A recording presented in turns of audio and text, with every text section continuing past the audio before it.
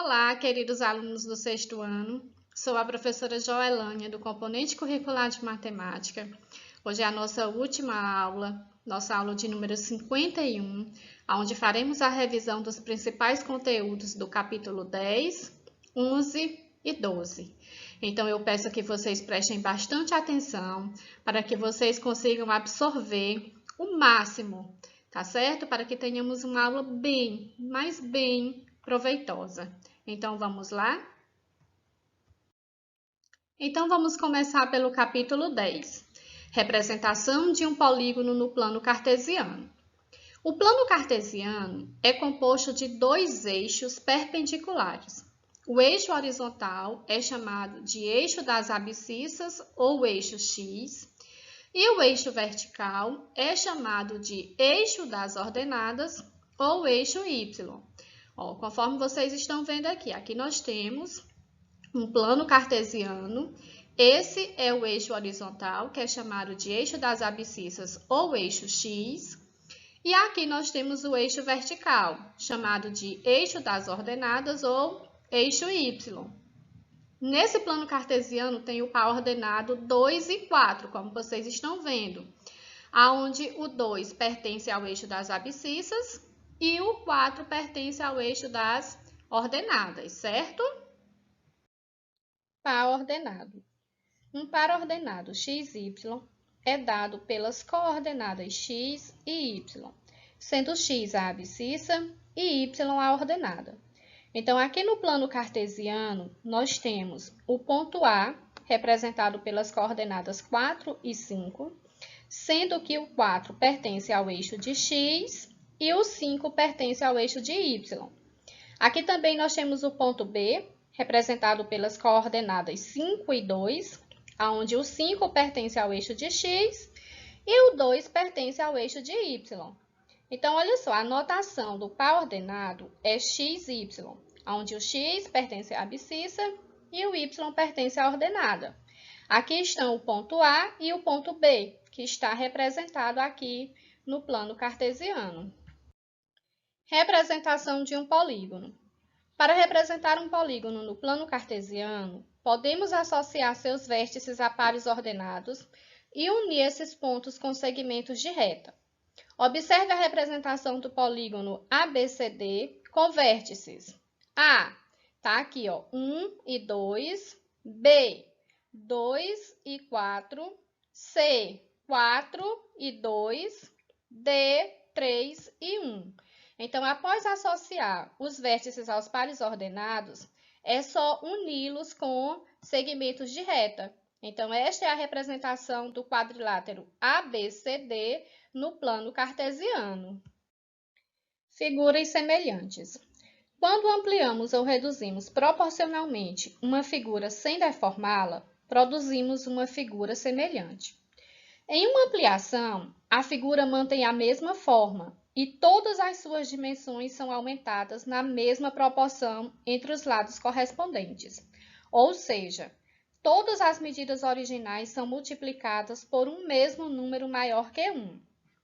Já na redução de uma figura, sua forma se mantém e as mudanças nas dimensões ocorrem proporcionalmente, mas, nesse caso, as medidas originais são divididas por um mesmo número maior que 1. Então, aqui vocês podem observar algumas figuras semelhantes.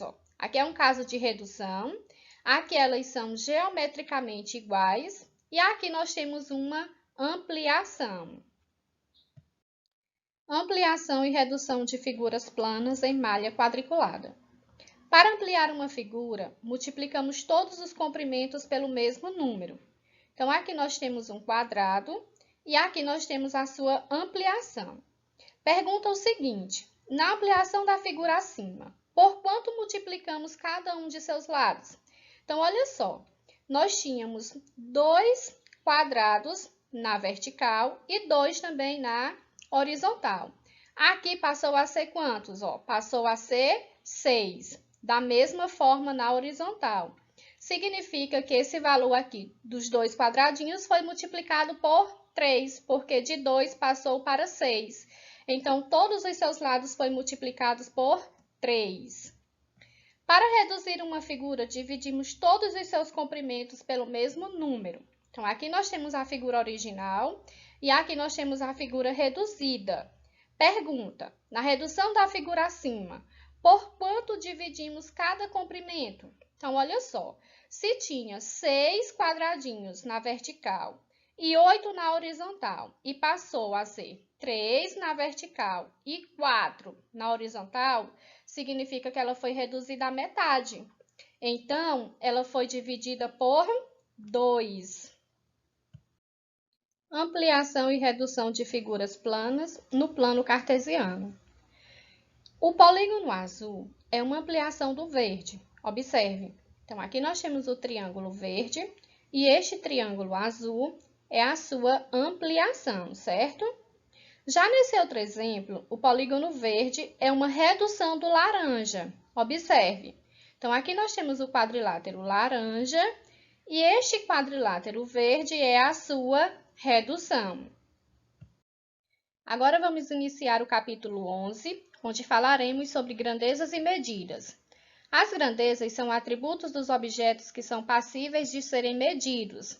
Assim, o volume, a massa e o comprimento são exemplos de grandezas. Mas se falarmos da cor, importância e utilidade, por exemplo, não são grandezas porque não podem ser medidos.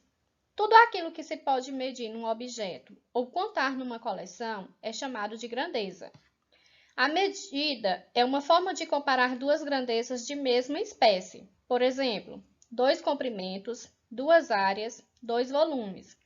Ao comparar, geralmente não basta saber se é maior ou menor, pesado ou leve. É preciso saber quanto é maior, menor, mais pesado ou mais leve. Por isso, temos que medir. Medir é comparar grandezas de mesma natureza.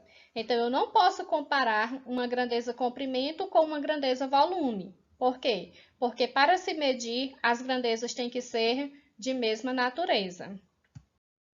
Então, começando pela grandeza comprimento. Serve para medir altura, largura, profundidade, distância, etc. A unidade padrão é o metro. Os instrumentos de medida, régua, fita métrica, treno, etc. O Sistema Internacional de Unidades é o sistema utilizado para padronizar unidades de medidas em todo o mundo. Então, aqui nós temos as unidades de medidas de comprimento. O metro, que é a unidade padrão, e aqui nós temos os múltiplos do metro, quilômetro, hectômetro e decâmetro. E aqui nós temos os submúltiplos do metro, que são as unidades menores, o decímetro, o centímetro e o milímetro. Transformações envolvendo unidades de medida de comprimento. Então, aqui nós temos as unidades de medida de comprimento. Vocês podem observar que de uma unidade maior para uma menor multiplicamos e de uma unidade menor para uma maior dividimos.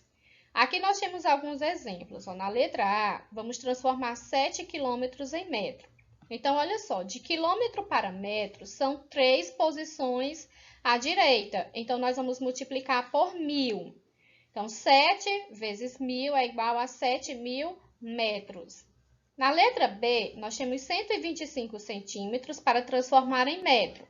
Então, de centímetro para metro, são 2 posições à esquerda. Então, nós vamos dividir por 100. Na divisão por 100, nós vamos deslocar a vírgula 2 casas decimais à esquerda. Aqui, a vírgula não aparece, então a gente sabe que ela está no final do número. Vamos voltar 2 casas decimais à esquerda. Por isso, fica 1,25 metro. Na letra C, 3,8 decâmetro em metro. Então, olha só, de decâmetro para metro é uma posição à direita. Então, vamos multiplicar por 10. Multiplicação por 10, a gente desloca a vírgula para a direita. Então, a vírgula vai ficar no final, ela desaparece. Então, 38 metro. Na letra D, 9 centímetro em decímetro. De centímetro para decímetro é uma posição à esquerda. Portanto, vamos dividir por 10. Quando dividimos por 10, deslocamos a vírgula para a esquerda. Não aparece, ela está no final do número. Então, voltando uma casa decimal, ela ficaria no início. O número não se inicia com vírgula, por isso coloca mais um zero. Então, 0,9 decímetro. Falando agora sobre perímetro. Perímetro é a soma das medidas de todos os lados de uma figura. Veja os exemplos. Então, aqui nós temos um hexágono, que é uma figura de 6 lados. Para encontrar o seu perímetro, então, vamos somar todos eles. Então, 10 mais 2, mais 2, mais 3, mais 3, mais 10. Então, fazendo essa soma, nós vamos encontrar o perímetro igual a 30 centímetros. Aqui nós temos um retângulo. Portanto, se esse lado aqui mede 10, esse outro lado aqui também mede 10. E se esse lado aqui mede 2, esse outro lado também vai medir 2.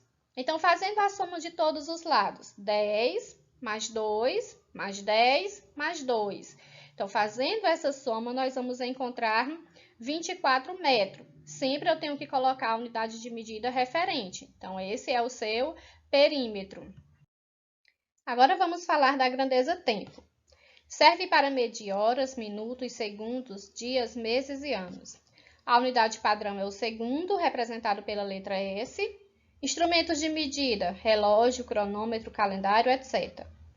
Horas, minutos e segundos. Então, olha só, um dia é igual a 24 horas, uma hora é igual a 60 minutos ou 3.600 segundos e um minuto é igual a 60 segundos.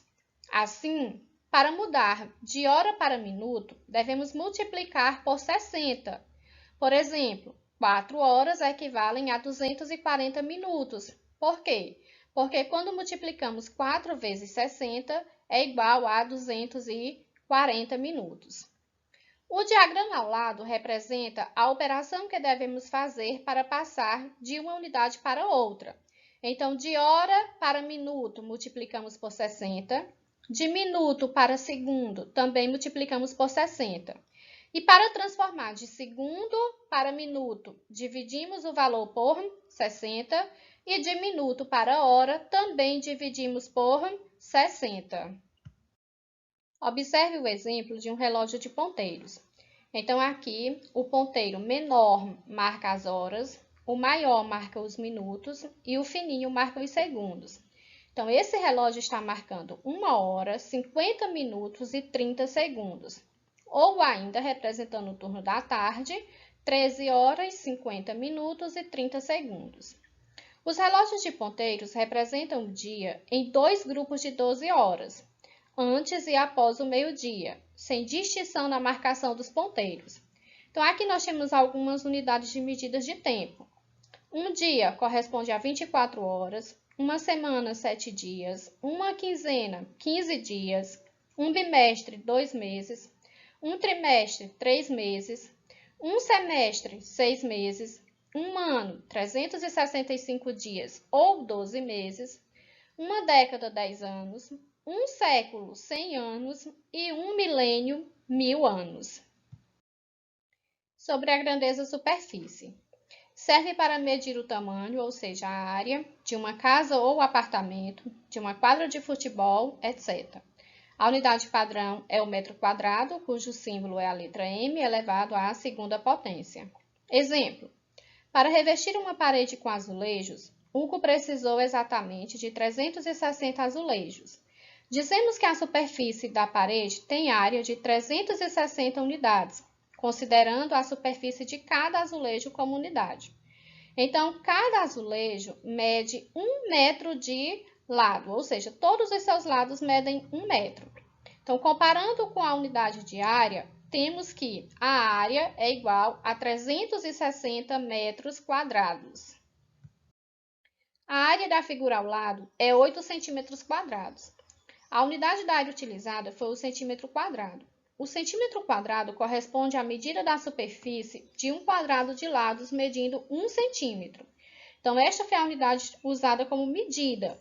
Nós temos exatamente 8 unidades iguais a esta. 1, 2, 3, 4, 5, 6, 7, 8. Por isso que a figura mede 8 centímetros quadrados de área. Utilizando como unidade de medida de área agora o triângulo, podemos afirmar que a área desta figura aqui é de 12 triângulos. Por quê? Porque nós temos 12 triângulos iguais a este nesta figura. Olha só, 1, 2, 3, 4, 5, 6, 7, 8, 9, 10, 11, 12. Portanto, a área dela é de 12 triângulos. Além da unidade padrão, que é o metro quadrado, há seus múltiplos e submúltiplos. Observe no quadro abaixo. Então, aqui nós temos o quadro de unidades de área, onde a unidade padrão é o metro quadrado. Os múltiplos, as unidades maiores, é o quilômetro quadrado, o hectômetro quadrado e o decâmetro quadrado. E os submúltiplos, as unidades menores, é o decímetro quadrado, o centímetro quadrado e o milímetro quadrado. Aqui estão o símbolo referente a cada uma das unidades de medida. Transformações envolvendo unidades de medidas de área. Então, aqui está o quadro referente às transformações e aqui vamos resolver alguns exemplos. Na letra A, temos 7,3 km² para transformar em metro quadrado. Então, de quilômetro para metro, são 3 unidades de medidas, ó. Se de uma unidade de medida para a unidade mais próxima, multiplicamos por 100, então nós vamos multiplicar por 1 milhão, já que são 3 unidades de medida de quilômetro para metro quadrado. Então, olha só, 7,3 vezes 1 milhão. Então, nós vamos andar 6 casas decimais para a direita. Eu já tenho uma, completo o restante com 0. Por isso que fica 7.300.000 metros quadrados. Agora, vamos transformar 29 centímetros quadrados em metros quadrados. Olha só, de centímetro quadrado para metro quadrados, são 2 unidades de medidas que a gente vai andar para a esquerda. Portanto, vamos dividir. Se de uma unidade de medida para a unidade mais próxima dividimos por 100, e como a gente vai andar 2 unidades de medida, então nós vamos dividir por 10.000. Então, ó, 29 dividido por 10.000, a vírgula está no final do número, então nós vamos deslocar 4 casas decimais para a esquerda. Por isso que fica 0,0029 metros quadrados. Agora, vamos calcular a área de um retângulo. A área de um retângulo é o produto da medida de sua base pela medida de sua altura. Ó, conforme mostra aqui a figura, nós temos aqui um retângulo. Para calcular a sua área, multiplicamos o valor da base pelo valor da altura. Está aqui a fórmula. Vamos aplicar aqui no exemplo. Ó. Nós temos aqui um retângulo onde a base mede 5 metros e a altura 4 metros. Aplicando na fórmula, a área é igual a base vezes a altura. A área é igual à base, que é 5, vezes a altura, que é 4. Então, 5 vezes 4, a área é igual a 20 metros quadrados. Ao final, temos que colocar a unidade de medida. Área de um quadrado. A área de um quadrado calculamos da mesma maneira que calculamos a área de um retângulo. Então, aqui nós temos um exemplo de um quadrado, onde a fórmula poderia ser a mesma, né? Do retângulo, a área é igual a base vezes a altura, mas como o quadrado ele tem os lados iguais, então pode ser a área é igual a L vezes L, ou ainda L ao quadrado. Então, aqui nós temos um quadrado, onde a medida de seus lados mede 8 centímetros. Aplicando na fórmula, a área é igual a L vezes L, ou seja, lado vezes lado.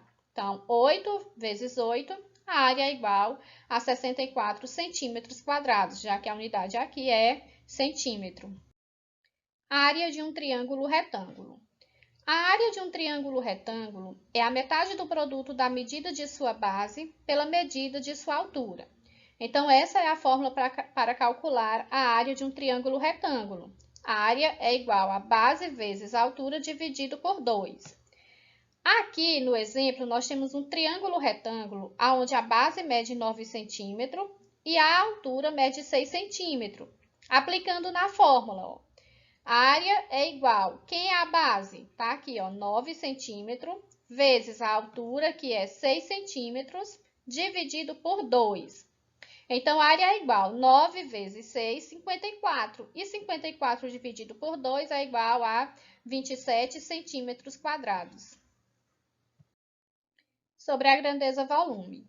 Serve para determinar o espaço ocupado por um corpo ou objeto. A unidade padrão é o metro cúbico, cujo símbolo é a letra M elevado à terceira potência.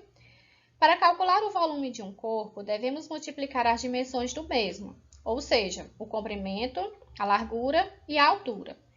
Então, aqui nós temos um paralelepípedo onde o seu comprimento é igual a 10 cubinhos, a largura é igual a 3 cubinhos e a altura é igual a 3 cubinhos. Então, aplicando na fórmula do volume, que é comprimento vezes largura vezes altura, vamos substituir pelos seus respectivos valores.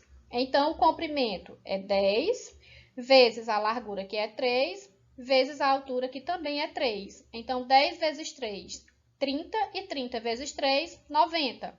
Logo, o volume deste paralelepípedo é igual a 90 cubinhos.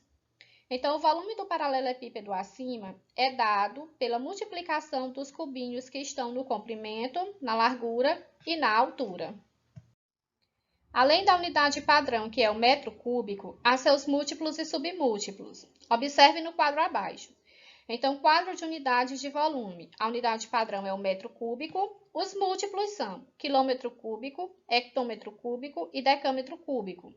Os submúltiplos são decímetro cúbico, centímetro cúbico e milímetro cúbico. Aqui são os símbolos referentes a cada uma das unidades de medida.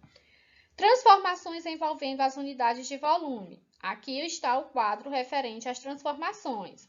Vamos resolver aqui alguns exemplos. Na letra A, temos 4,801 quilômetros cúbicos para transformar em metros cúbicos. Então, de quilômetros cúbicos para metros cúbicos, são 3 unidades de medida à sua direita. Se de uma unidade de medida para a unidade mais próxima, multiplicamos por 1000, já que estamos transformando de uma unidade maior para uma menor, então, de quilômetro cúbico para metro cúbico, nós vamos multiplicar por 1 bilhão, já que nós estamos deslocando 3 unidades de medida à sua direita. Então, fica 4,801 vezes 1 bilhão. Então, nós vamos deslocar 9 casas decimais à direita. Já temos 3. Completamos o restante com 0. Então, fica o quê? 4,801 bilhões de metros cúbicos. Agora, vamos transformar 9 decímetros cúbicos em metros cúbicos. De decímetro cúbico para metro cúbico, é só uma unidade de medida à esquerda. Então, nós vamos dividir por 1000. Então, fica 9 dividido por 1000. Deslocamos a vírgula para a esquerda, 3 casas decimais. A vírgula está no final, então contamos, 1, 2, 3, colocamos a vírgula e mais um zero. Então, fica 0,009 metros cúbicos. Então, o volume pode ser calculado por meio da fórmula. Volume é igual a comprimento vezes largura vezes altura. Aqui nós temos um paralelepípedo, como vocês podem ver, indicando o comprimento, a largura e a altura. E aqui a fórmula, V de volume é igual ao C de comprimento vezes L de largura vezes H de altura. Aplicando aqui no exemplo, olha só. Aqui no paralelepípedo, nós temos agora o valor do comprimento, o valor da largura e o valor que representa a altura. Jogando na fórmula, então, volume é igual a comprimento vezes largura vezes altura. Volume é igual, o comprimento está aqui, 20, vezes a largura está aqui, 5, vezes a altura que está aqui, 10. Multiplicando 20 vezes 5, 100, e 100 vezes 10, 1000. Então, o volume desse paralelepípedo aqui é de 1000 metros cúbicos, porque eu não posso esquecer de colocar ao final do resultado a unidade de medida metro cúbico, que está representada aqui nas dimensões do paralelepípedo. Grandeza, capacidade. Serve para medir volume líquido. A unidade padrão é o litro, cujo símbolo é a letra L. Instrumentos de medida, recipientes, garrafas, etc. Exemplos, então, aqui nós temos alguns exemplos de instrumentos de medida. Observação. Outra unidade de capacidade muito utilizada é o milímetro, cujos símbolos são as letras ml. O milímetro corresponde à milésima parte do litro. Então, 1 litro é igual a 1000 milímetros, ou seja, 1000 ml. Temos aqui o quadro de unidades de medida de capacidade. A unidade padrão é o litro, os múltiplos são quilolitro, hectolitro e decalitro, e os submúltiplos são decilitro, centilitro e mililitro. Aqui temos os símbolos referentes a cada uma das unidades de medida e aqui o valor em relação ao litro. Transformações envolvendo as unidades de medida de capacidade. Então, aqui nós temos o quadro em relação às transformações e aqui nós vamos resolver alguns exemplos. Na letra A, temos 9,1 litro para transformar em centilitro. Então, ó, de litro para centilitro, nós vamos deslocar duas unidades de medida à direita. Estamos transformando de uma unidade maior para uma menor. Então, multiplicamos. Como são duas unidades, vamos multiplicar então por 100. Então, fica 9,1 vezes 100. Deslocamos a vírgula duas casas decimais à direita. Como eu só tenho uma casa decimal após a vírgula, eu completo a outra com 0. Portanto, fica 910 centilitros.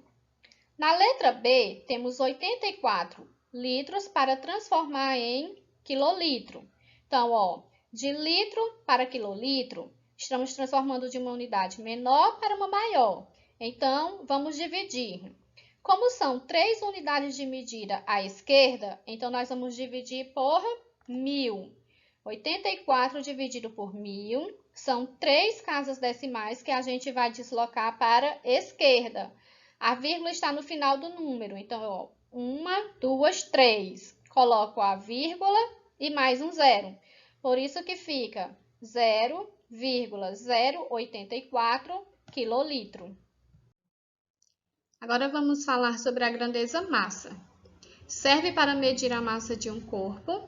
A unidade padrão é o quilograma, representado pelas letras kg. Instrumento de medida é a balança. Então, aqui nós temos alguns exemplos de balança. E uma observação importante, ó, o grama, representado pela letra G, e o quilograma, kg, são as unidades mais usadas para medir a massa de um corpo. Na prática, usamos o grama como unidade de referência para obter seus múltiplos e submúltiplos. Então, embora o quilograma seja a unidade padrão, mas para se obter os múltiplos e os submúltiplos da grandeza massa, usamos o grama. Observe no quadro abaixo os múltiplos e os submúltiplos do grama que fazem parte do Sistema Internacional de Unidades. Então, aqui nós temos o quadro de unidades de medida de massa, a unidade de referência é o grama, os múltiplos, quilograma, hectograma, decagrama, e os submúltiplos, decigrama, centigrama e miligrama. Aqui está o símbolo referente a cada uma das unidades de medida e aqui o valor em relação ao grama. Transformações envolvendo as unidades de medida de massa. Aqui está o quadro referente às unidades de transformações de medidas de massa. Vamos resolver, então, alguns exemplos. Na letra A, temos 2,05 quilograma, que vamos transformar em grama. Então, ó, de quilograma para grama, são 3 unidades de medida à sua direita. Então, nós vamos multiplicar por 1000. Então, fica aí, ó, 2,05 vezes 1000.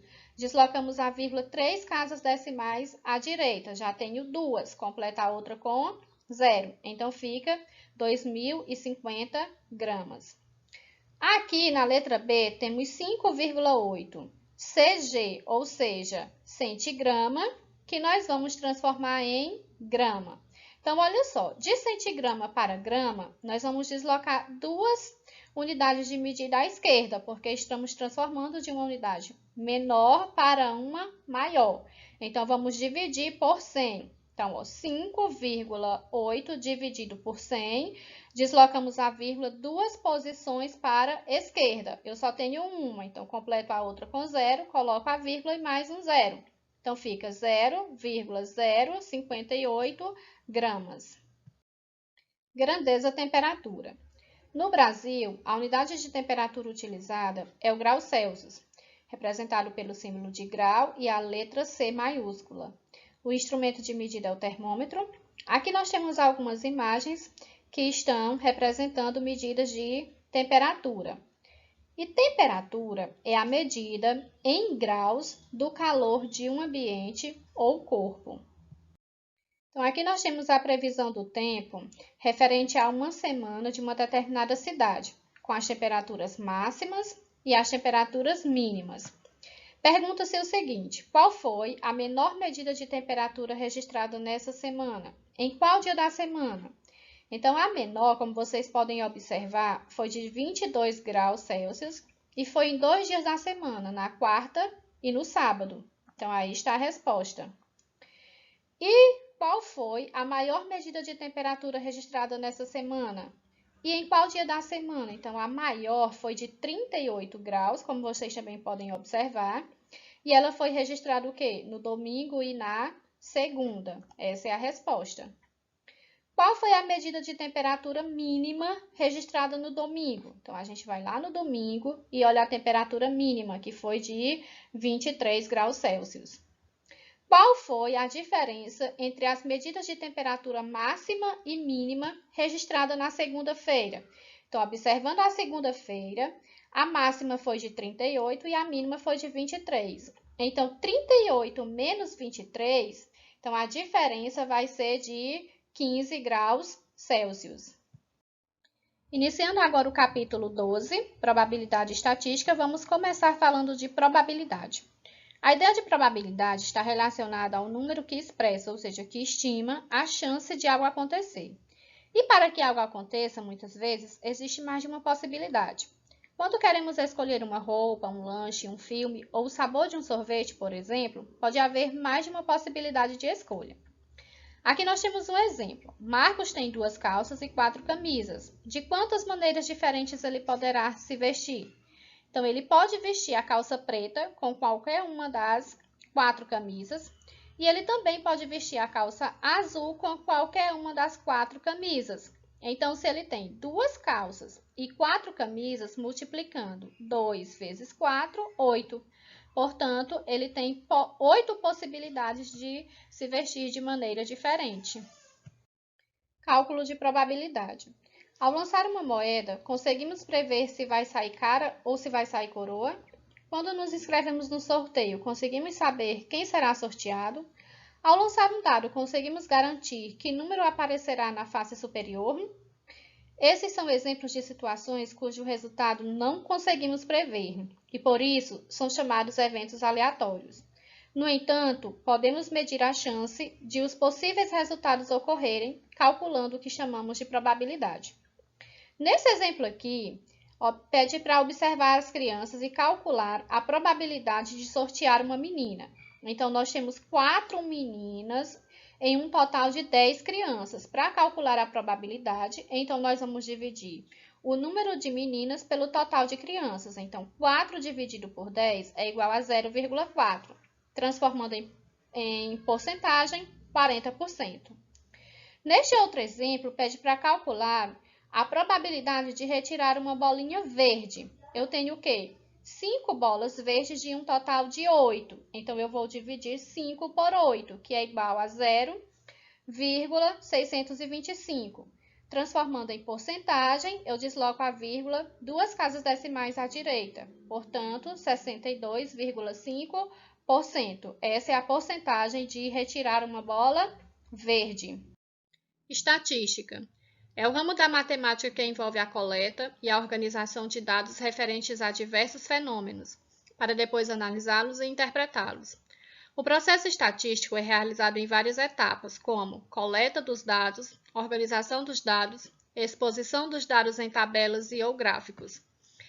Exemplo, Ana fez uma pesquisa sobre a fruta preferida de sua turma do 6º ano. Então, primeiro ela fez a coleta dos dados. Ela perguntou a cada um de seus alunos seguindo a ordem alfabética.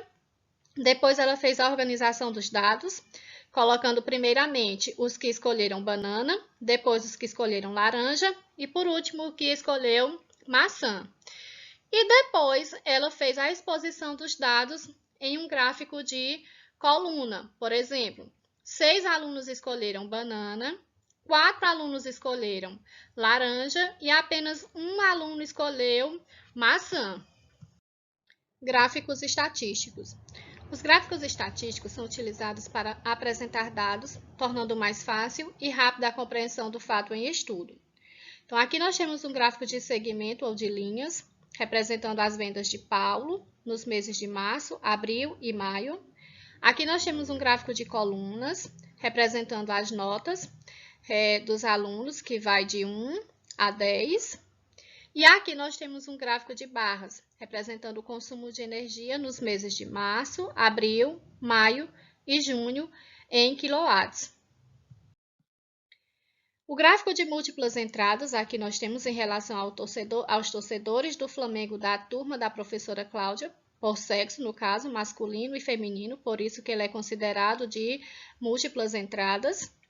E aqui nós temos um gráfico de setores, representando o filme preferido do sexto ano A, entre ação, ficção, comédia e drama, representado em porcentagem aqui no gráfico de setores.